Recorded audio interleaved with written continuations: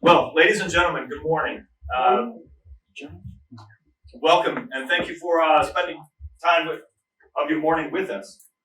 I want to welcome everyone here.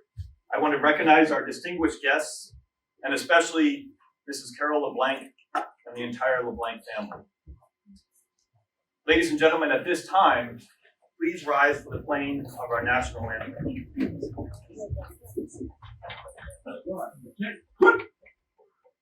Present.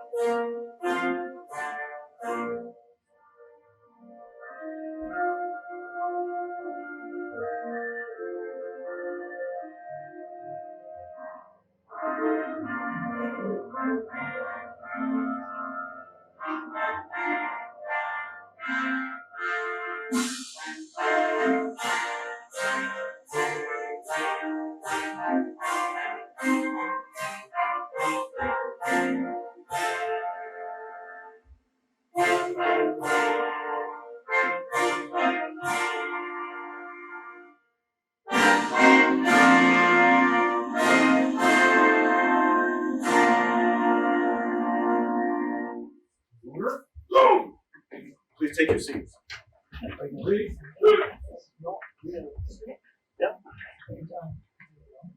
Director Jim LeBlanc spent over 55 years here at Leominster Emergency Management. He not only participated in all of the mission sets, but he mastered them. He coached, he mentored, he advised, he innovated from past events. Most importantly, he endeavored to pass on his vast knowledge to those who could benefit from it. Jim is a leader that every department training officer dreams about. Jim designed innovations and training in every mission set of this department, and part of this was designing a training center where departments and citizens could learn and train. And we're in it right here. Every hometown needs a Jim LeBlanc. And we are the beneficiaries of the fact that Leominster is Jim's hometown. In honor of Jim and his decades of service, we are dedicating this facility as Director Jim LeBlanc Training Center.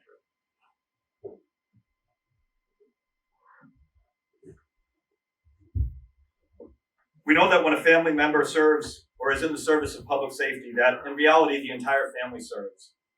Spouses and children serve alongside their loved ones on the many weekends, nights, and missed holidays when their member of the family has to answer the call. In recognition of this, and in gratitude for the selfless service of Jim LeBlanc and the entire LeBlanc family, we offer bouquets of flowers to Mrs. Carol LeBlanc, his wife, and to Mrs. Linda LeBlanc Kennedy, his sister.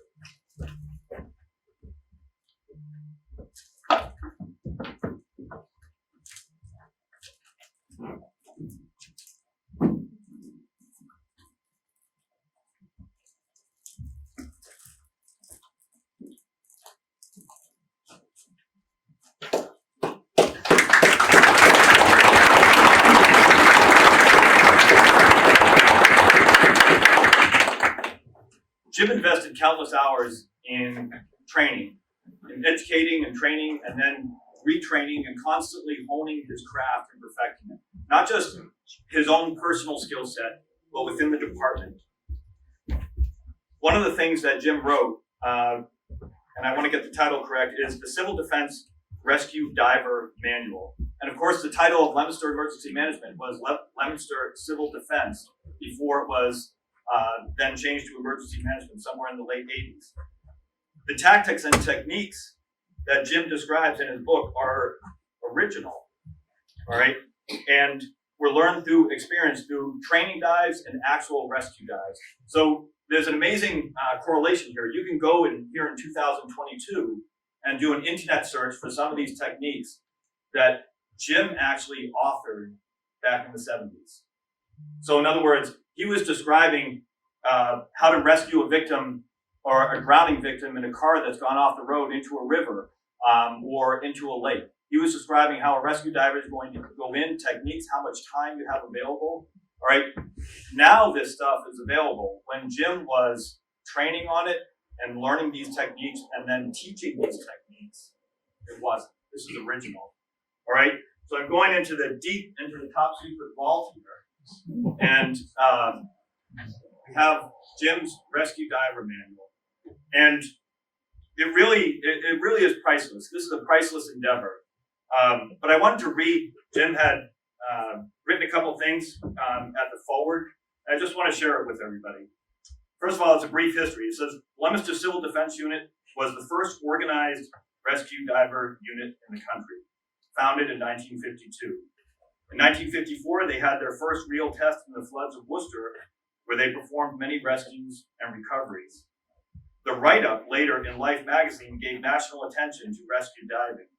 In 1955, Leominster Civil Defense built a diver's truck which included dry suits, tanks, regulators, and a raft. Okay. He finishes, over the years, techniques have changed and equipment has been improved. However, the real success story is in the dedicated volunteers of this unit. He then gives an acknowledgement and a dedication. He says, dedicate this to the countless hours spent by divers to perfect rescue and recovery techniques. I also want to mention the assistance given by the then director, James Lanciani, the hours of typing by Dorothy LeBlanc, and my thanks to my family. All right, we would like to present this really priceless endeavor to the LeBlanc family and to Mrs. Carol LeBlanc.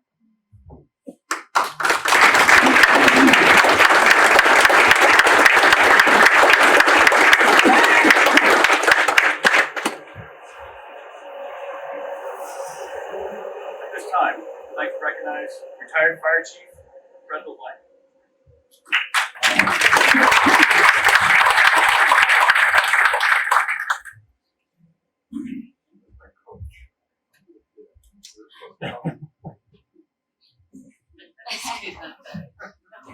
Jim walked in the room.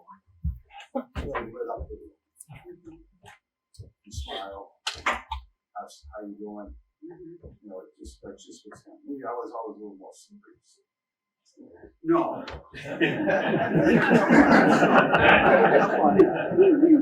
Jack was a little more intense. Never was direct. So we all had different qualities, but Jim was an inspiration in a lot of ways. And before I get into some family stuff, I want to recognize one person here today, the oldest person in the family. Right in the back of the room, celebrated her 95th birthday 2 weeks ago. Aunt Bev,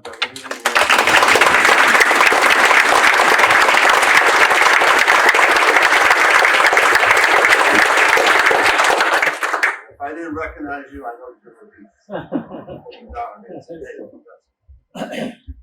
But where did this all start? You know, think about dedication, service, and so forth. But it kind of really does start in families. If you look at the LeBlanc family and your family, there's a lot of years of service there. And I look at the parallels of Jim, and I look at the parallels of my grandfather, Matthias, and they're kind of similar. Matthias was a World War I veteran from France. He was on the city council during the 1930s, early 40s. He was mayor of the city during World War II, from 42 to 47. Worked at the largest employer in the city at the time, which was DuPont, as he was a supervisor and had been in that position for many years. Jim spent 50 plus years here as a volunteer. Worked at Foster Grant, which was, again, one of the largest employers in the city, in he worked there until such time as Foster Grant was sold off, moved out of the country. And then Jim started a spin-off company with two other individuals, Foster Technologies. And they became the second largest employer in the city at one point in time. But his work ethic, his dedication to the city is unparalleled. I kind of looked at the family and started adding up the years. And I looked at a couple of uncles, two brothers, two nephews, and I got up to 205 years of service with them. I had a couple more uncles and a few cousins who were over 340 years of service. Just that nice with this family. That's a lot of years. But Jim holds the record. Nobody's done 55 years in service as an individual.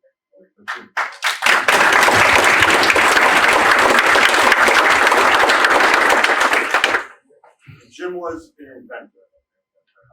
He could create things, he could build things. I could never touch something. I just didn't have the skills. He had the skills naturally. In his work at Foster Grant, the story he told me one time was, he signed on there as a draftsman, right out of high school, right out of Lemonster Trade, right into Foster Grant. In fact, didn't even finish the senior year out. They took him right in. They said, you start work right now, it's like May or April. And they would give him difficult drawings to do that would be for somebody with like 5 or 10 years of service. And Jim would do it.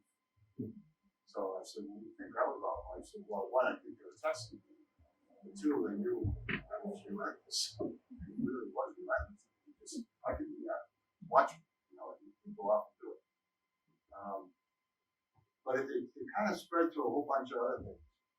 And, being around the fire service and police service, emergency service, Jim was always looking at different things that were out there. And Boston Fire Department was having a lot of fires along the waterfront, along the piers. And they were having difficulty fighting fires.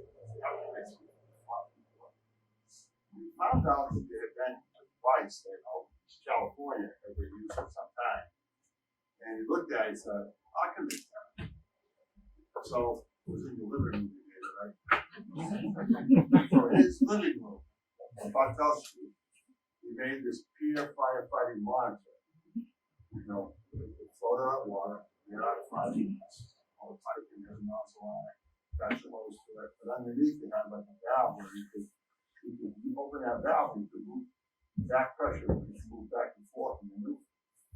So he built it not knowing if he would ever be able to do anything with it. But funny how some events happen and one thing leads to another. But Jim being Johnny on the spot, there was a drowning up in Fitchburg right by where Heavy Grace Farm was, U2 and U31. Guy went through the ice, the rain goes out there, he goes through the ice. The police officers show up, they go through the ice. Fire department shows up, they put the ladder truck straight out, they're going to go out of the ladder, get the ladder bends, goes in. Jim showed up. Got his dive gear, put his dive gear on, went into the water, saved the police officers, got them out. Everybody got up. It was at that point he met Chief Fucking Fitchburg Fire.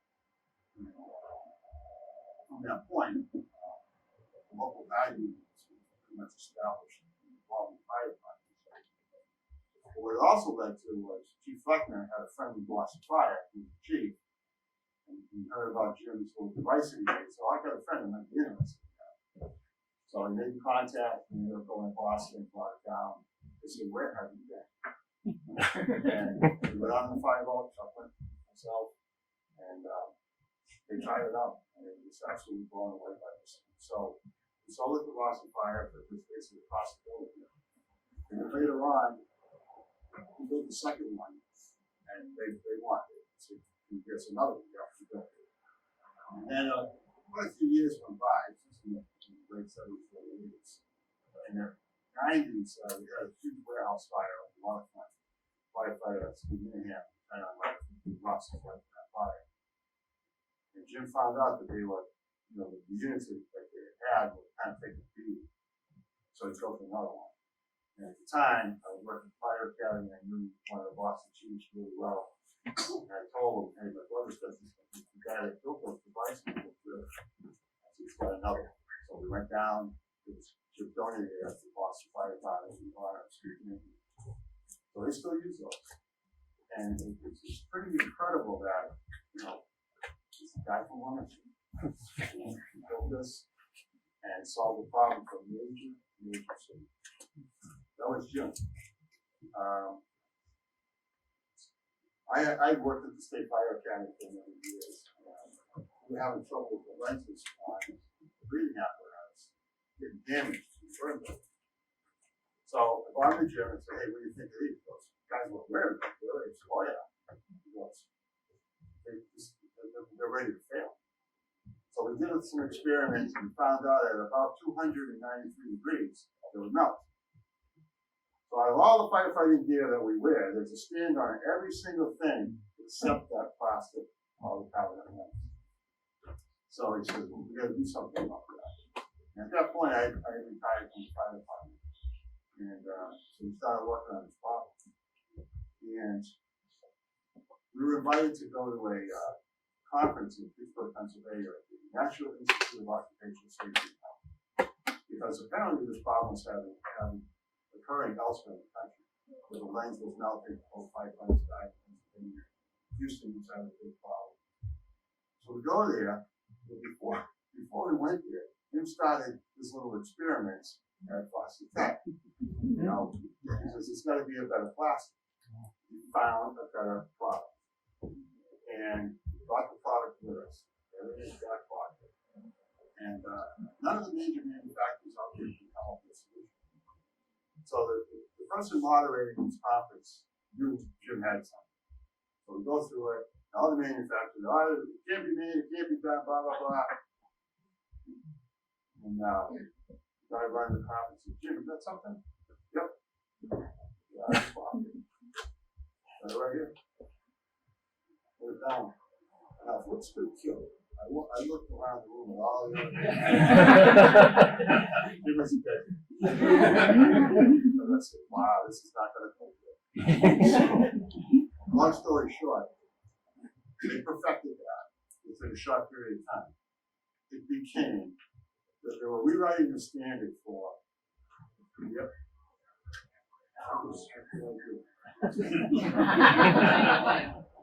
Jim.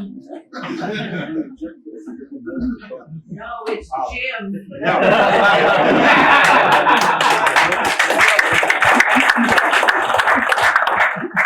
So they put the standard was supposed to be written. They put a hold on it. They said stop. We're not releasing this new standard on the breathing apparatus. They waited until they came up. Jim came up with the product. MSA and Scott, over major manufacturers, and it was fun to work with the time. We were playing in this lab, and what he came up with would stand 500 degrees for 5 minutes and look pristine, untouched. Whereas before, in 28 seconds, the polycarbonate of the previous one was a big blob. So we changed, what they were looking for was enough time for firefighters to escape out of the building if they got really hot and not have something cool. So that was incredible. Be part of that process. You can watch Jim in action. That was the process. We got a good time doing it. That just shows me, his mind was always working. When he was like 7 or 8 years old, as a picture here, he built a fire truck. From stuff that he got at the city dump, tires that they had, got a faucet, bathroom sink faucet, got like a pump, a light bulb on top, it's wired, and I keep blinking. So Jim was an inventor at a very early age. I mean, I was obviously not around at that point, but I would say Jim had a global view on what needed to be done. If you look at the document, it says mitigation, preparedness, response, recovery. That's the mission of FEMA. That's the mission of emergency management. formerly was the mission of civil defense. It all kind of segued into, this time on and we did better. But Jim understood what that meant. And when COVID hit, they had already done a drill a couple of months prior on what if we had a pandemic, Now, Chuck, myself, and Jim, we would think of these weird ideas. What if we had this happen? What if we had that happen? People would look at us and think nuts. Not really, but we were thinking out of the box. We were thinking on a bigger scale. And Jim nailed it. He was right, and I would talk with Jim every week, the whole time he was director. And before that, we talked all the time. But it was constant communication of sharing of ideas and sharing of networks. Jim was able to understand that, which made him so effective. He made a lot of the accomplishments come to fruition here from those networks that were out here, and worked with police department, fire department, DPW, health department, DCR, Coast Guard Reserve, all these people. I'm sure I forgot somebody. Have benefited from that ability to facilitate and get resources, that are out there. Because it's a fight, the mayor will tell you. It's a fight for everything nowadays. You've got to be constantly on the go as far as trying to apply it. Jim was able to do that. The other thing with Jim is, I think, the word caring. To me, Jim was a really giving person. He would help anybody. He knew somebody was in distress. You could pretty much count on him being there. I had surgery one time. I was sitting at the house. Back the door. Need anything? I can't walk the dog. I'm care of it. I'm going to go down the street. So that's the kind of person that we were fortunate to be able to have in our life. And it reflects in the missions that were created here. The canteen, when you look at that, that was Gal was served on that for a number of years, and that was just something that, hey, we need to have something to take care of people when we have to make fire, disaster, whatever. The fire survivors sent down the hall. There's no other one like it. But we got one here. Maybe fire in the city, the man makes the call. Hey, we got 5, 6 people here. Boom, they're in the fire survivors center. And we had meetings with our fire chiefs over this type of situation several years ago, 15, 20 years ago. But it was about, well, we do this, it has to be sprinkled, alarm, ceiling things, all that. Share that information with, we've done it all done. And most of it got done at zero cost. So he was always there. As far as a family, there isn't a sibling here that can say anything negative. Can't say nothing negative about it. Maybe one. Yeah. On the medical stuff, you pay attention a lot. But other than that, he shared whatever he had, he shared with us. Something bad. This is. So I'll leave it with this. It's the biggest tribute now that this signage here is a dedication. I'm at a loss for words. I really cannot tell you how honored I am as an individual, that as a family, that this is named after me. And as I was talking about my grandfather before, he's got a building around the corner named after him. And that's the high rise exclusive. So here's the second family that I get a building. That's really cool stuff. But it's all based on dedication and service back to Leominster. And I would say this, I can leave Leominster. I'm not residing in Leominster right now. But Leominster is a key. It'll be a Chuck, Linda, Aaron, Jay, all of us. Everybody in this room.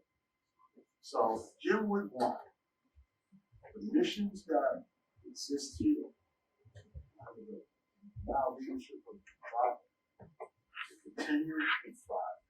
That would be the greatest gift that all of us could give Jim, is to maintain those missions and to make them better and better. If we all do that, no matter what branch we serve in, we're giving him the greatest honor possible. I'll leave it at that.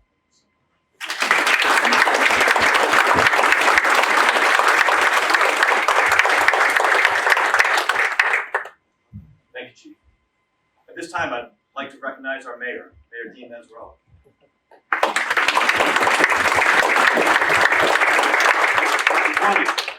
Pretty much, Jim, you know, Chuck, you summed it up. It's a beautiful way to. Right. I'm sorry. How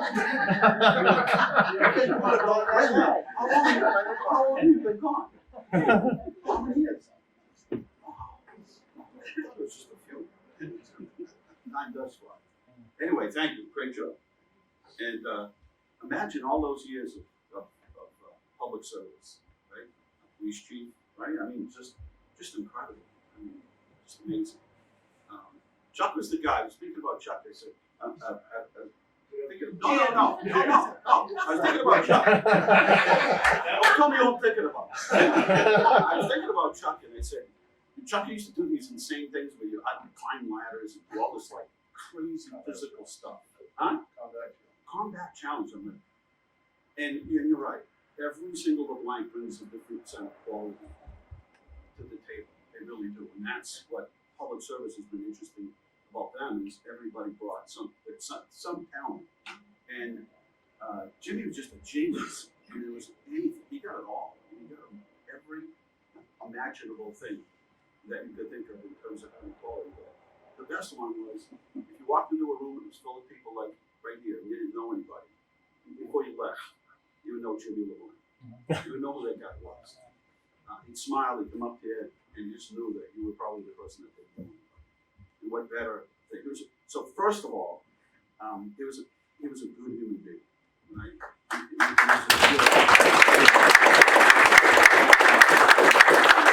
And the man had passion, and he had purpose. What greater gifts could you give anybody than to have somebody on earth here with all of those? Because that's the recipe right there, right? So few people get that recipe.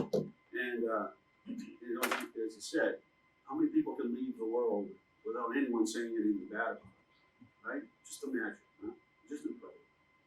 5 chiefs here, police chiefs here today, so many others that were so supportive of Jim and his efforts in emergency management. I know Jim Lancey couldn't be here today, but they were connected at the hip. They were connected at the hip. They just functioned as the dynamic duo. It wasn't anything that happened that the two of them weren't involved with. Were you going to introduce the councilors? Just, in no specific order. I thought Deacon, Frank Gardner, our veteran of the city council, Claire Frieder. I saw Pauline. Did you miss us while you were gone, Pauline? I did. Thank you. Other city councilors that might be here, just raise your hand if I missed it. None of the police officers were here and had to leave. And thank you, chiefs, for coming. Certainly have chiefs related. And Jason just continues on. But let me say this about Jim, because he wouldn't want us here today. Remember the 50th? He was like, he saw me before the 50th, and he's like, you know, I don't like these things. Why, Jimmy? He just doesn't like, he didn't like people making a big deal of it. You see, he just didn't, right? I mean, he didn't like it. So he went along with it, but it wasn't what Jim about, what Jim was about. Jim was about building relationships and teamwork and all those things. So he never liked to be one of the people that was called out and given attention to. And I almost didn't wear a tie today because Jim didn't like to wear a tie. He just didn't. And I said, Jim, where's your tie today? And he said, oh, you don't need. You'd rather wear that white leather jacket if you had a chance to wear something. But Jim, you can't wear that. You gotta wear a tie. No. But I meant it's sort of symbolic of our time. And Chief, as you said, it's just in you. And I met Jim. It's so strange because I met Jim because I live one street over. And I don't remember if it was Tuesday nights, but I think it was Tuesday nights up at the Emergency Management Center. It's called Civil Defense up on Jerome Place. And I think it was Tuesday night that they used to train. Anybody remember? Because that's what I think. Was it Carol? Yeah. So Tuesday night, so we'd ride our bikes up there, He'd be the guy that let us climb through all the equipment and everything. And faithfully, every Tuesday night that they were there, they opened the door. It's this building in the back of the street right up here. And that's where they function. It's actually a bigger building than the thing. It's a huge garage. And Jim would bring the list around, on trucks. And so I've had a long-standing relationship with Jim. And I think everything's been said, or at least we could stay here all day and just go on and on and on about Jim. But I'll tell you one quick story. And we were at a fire at Oxford Street, and it involved a lot of families. And I just remember there's a little ledge on the side, and it was a little wall, and the kids were sitting there watching the house burn. And I looked at it, nothing more horrifying. And we experience it all the time. This is what we do, right? We're focused on the fire and saving people, and then, but you never look to the right and left because you got a mission here. And I looked and I said, this is devastating. We're waiting for the Red Cross to come at that particular point. They were coming, but, and I said, Jim, we gotta do something. And so we walked through the building. Next thing I know, Jim calls me. He's got this whole plan to put this whole thing together. Where we take the fire victims and bring them here, we have cots. But the expression on Jim's face when he showed you the work of the team and the relationships that he had built was the prize. It was that smile, it was that look of excitement and knowing that he pulled something off that you could only think of. And the man pulled it off, and he pulled it off with a team. And that was the most remarkable thing, is that everything he did was with purpose and passion. He was just so excited about it. I mean, Sunday night I'd come by and he'd be washing the floors and waxing them here. Such pride. I mean, he had such pride in everything that he did. And it's the training center, and there was a little bit of confusion about calling it the training center. The building is the training center, because it was all about training. So we bought this because we didn't have handicap accessibility, which I talked about it at the Lancaster Street Station. We couldn't get people to the second floor. So we came down here, and there was a potato chip factory. And Jim, I said, Jim, I think we can this is an emergency management. Within 24 hours, Jim already had plans for the building. This can go here. There was still potatoes downstairs. Literally. Jim had like this whole plan, like, for the building. And so excited about it. But we thought we were buying the building to put emergency management. And as everybody knows, and we've talked about today, it turned into much more than that. It turned into relationships, friendships for people that state police. I mean, there are days I walk in here, I'm like, Jimmy, who's in the building today? Like state police are in here doing covert activity. And it's just every single room sometimes is being used down here as a training center. And the look on Jim's face when Bill Patrick came in here, one of the big storms we had, he walked in and he said, I'm embarrassed. And I said, why? This is nicer than our command center in Framingham.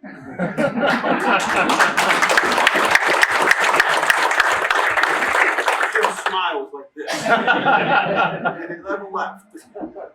So, and Jim was very proud. One of the last projects we did together was put the flagpole up front. That's why I'm glad that, he did the national anthem today. He was very proud of that. So Jim worked with a whole lot of people that are here. I mean, 54 years, he worked with a lot of people. And every single person that he worked with was important. You were all important. And his obviously his family, you never stopped talking about him. It's very important and critical. But thank you, because it meant sacrifice on your behalf so we could have Jim LeBlanc. That's a big deal. And you were patient about it, and you obviously knew what this meant to him, what public service and civil defense and emergency management. Well, look what the difference it is in talking about not just the community, but all of us. So, thank you. It's a big deal to us. Thank you.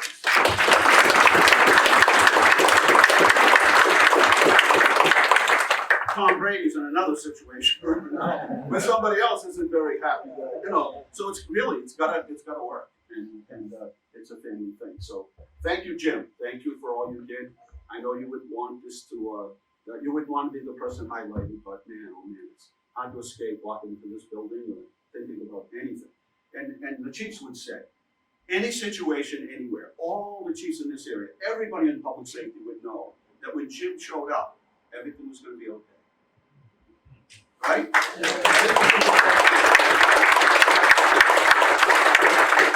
thank you, and again, this building is what's being dedicated constant training atmosphere here, whether it's outside there or whatever room it's going on. There are nights, days that you can walk in here. And I know we've called down here a couple of times and trying to find space, like, no, the building's filled. Filled. Like, yeah, you can use the cafeteria. Anyway, thank you all.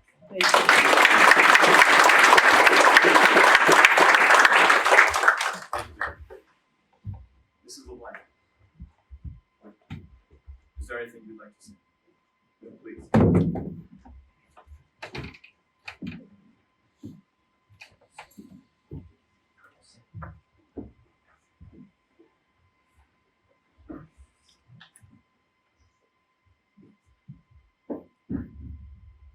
Thank you all for coming to honor Jimmy today. He would be so happy and proud to be acknowledged for his vision, determination, and completion of this beautiful amphitheater. Jimmy accomplished many projects at EMS during his 50+ years, but the completion of the amphitheater was the closest project to his heart. Jimmy's work at EMS was never a job for him. He loved every moment being here because this was his home. Today his name will be proudly displayed on the amphitheater, and his memory will be remembered and live on in the hearts for years to come. There will never, ever be another Jimmy LeBlanc who worked so very hard and gave so very much to EMS and his community. Jimmy always said that when you leave this world, you need to leave it in a much better place than when you came into it. And that is exactly what he did. Jimmy will be out of sight, but he will never be out of mind. Thank you.